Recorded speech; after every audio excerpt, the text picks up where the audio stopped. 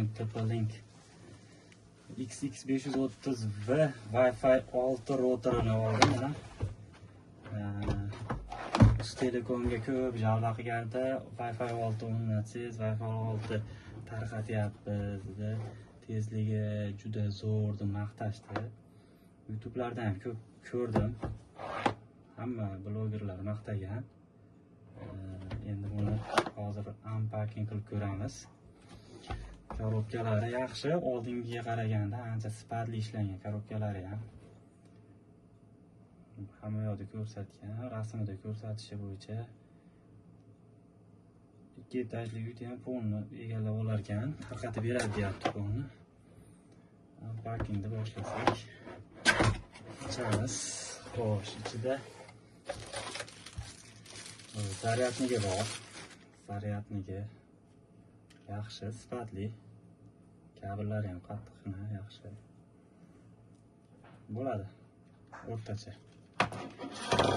Xo'sh, bu yerda LAN kabeli bor ekan, LAN kabeli. LAN kabeli menimcha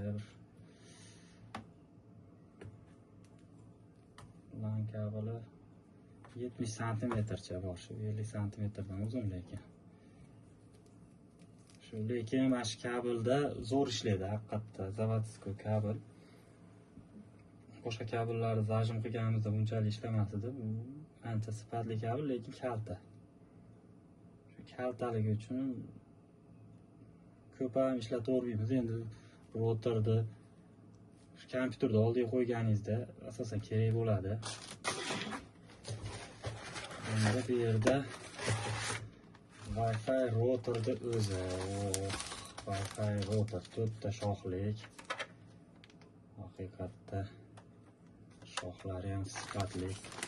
Endi bu Wi-Fi routerni tezligi shoxlariga bog'liq emas. Shoxda tezlik bermaydi. Kimlardir aytadi, 4 ta shoxi, 6 ta shoxli bo'lsa yaxshi bo'ladi deydi. Eng asosiyga Wi-Fi routerni o'zida TP-Link bilamiz, endi haqiqatda sifatli narsa chiqaradi.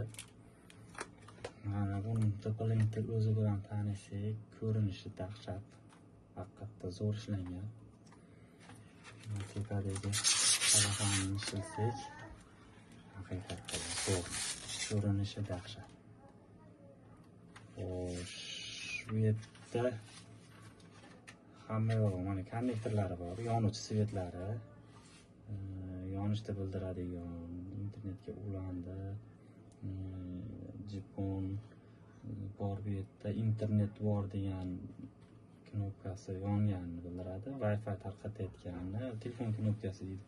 Shuni hech ishlatib ko'rmadim, shu telefonni ulatish kerak. Orqasida asosan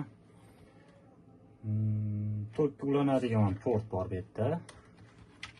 Shu yoqib o'chiradigan knopkasi bor. Bu yerda USB port bor, 4 ta LAN port bor.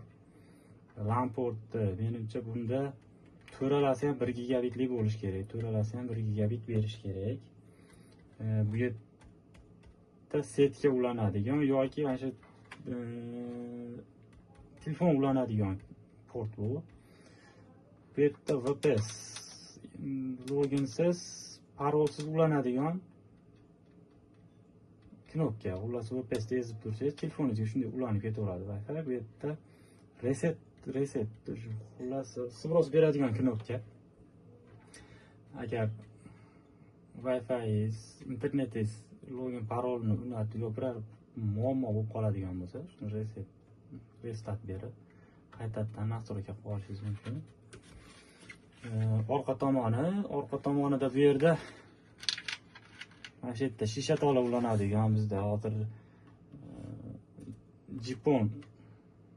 jipon interneti bor bizda. Jipon ulanadigan, u ham shisha tola ulanadigan port bor bu yerda.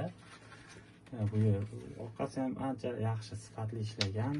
Oldingi Wi-Fi routerlarimizga qaraganda ancha sifatli. Xo'sh, buni oyog'i bor ekan, bunday qilib taqamiz. yaxshi bo'ladi. 10 dan 8 ball bersak bo'ladi. Yaxshi. Endi buni ulab tezligini ham bir video qilib chiqaramiz. Shu bugungi videomiz. Hammaga rahmat, sog' bo'linglar, omon bo'linglar.